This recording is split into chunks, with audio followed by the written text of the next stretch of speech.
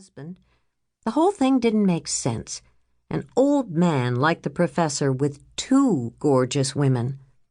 Dirk bit the inside of his lip. That part would change soon if he had anything to do with it. In the glow of a streetlight, he glanced at his watch and saw it was after 10 o'clock. If he wanted to pass history, he'd better get home and write the paper on Civil War generals. It was due tomorrow. Dirk worked the muscles in his jaw as he grabbed the gun and tucked it underneath his seat. He'd have to scare Professor Jacobs another time. Then, just as he started his engine, he got an idea so sound and strong it caused a surge of hope to rise in his heart. Maybe he wouldn't have to use the gun. Maybe there was another way to scare the professor into backing off his girl. He chuckled out loud as he pulled away from the curb. 10 minutes later, he sat on the floor of his Indiana University dormitory room, staring at a single entry in the Bloomington White Pages as his fingers began punching the numbers. Not many blocks away, Professor Tim Jacobs lay awake in his girlfriend's off-campus apartment, wondering what was happening to him.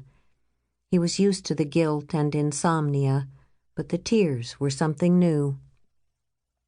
Since he'd begun violating his wedding vows, there had been too many times when he was supposed to be at work reading student papers or at one conference or another, but instead had been sharing a bed with Angela Manning, possibly the most promising student ever to grace Tim's advanced news-writing class. She was young and idealistic and achingly beautiful, and Tim knew their affair was more than a passing distraction. Sometimes the realization caused the guilt to grow so loud that it almost took on a voice that kept Tim awake even when he was dead tired. The voice was not audible, but many nights it woke him all the same. Tim would be nestled against Angela, intoxicated by the kind of sin he'd never even dreamed about, when from out of nowhere the voice would come. "Repent. Flee immorality. I stand at the door of your heart and knock. Flee." Tim would roll over, hoping to find his way back to sleep, to the imaginary place where his wife, Kari, would not be waiting at home alone, trusting him to be faithful.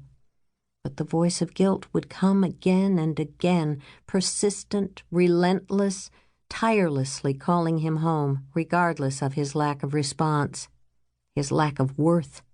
Tim shifted onto his side, trying not to waken Angela.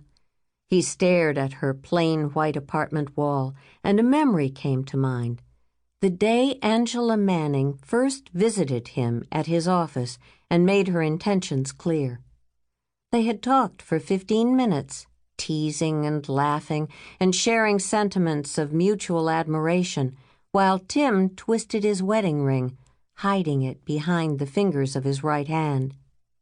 When Angela left the room, a scent of musky jasmine remained, and enough heat to warm the building.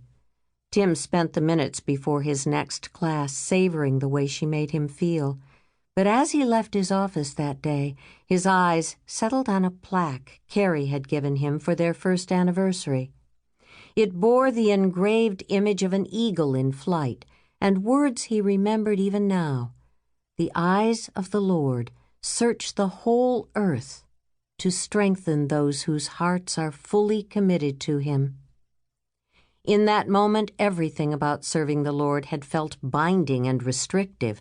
Without too much thought, he swept up the plaque, dropped it in the nearest file drawer, and strode out of his office. It remained hidden in the drawer to this day. Tim blinked as the memory faded. The plaque no longer applied to his life. It was best left out of sight.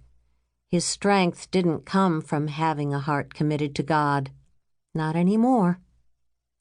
Since the hot August night when he and Angela first slept together, Tim's strength had come from being with her, and from his professional accomplishments, of course. Tim had devoted his career to excellence in print, first as a working journalist, then as a teacher of the craft, training a yearly crop of reporters who would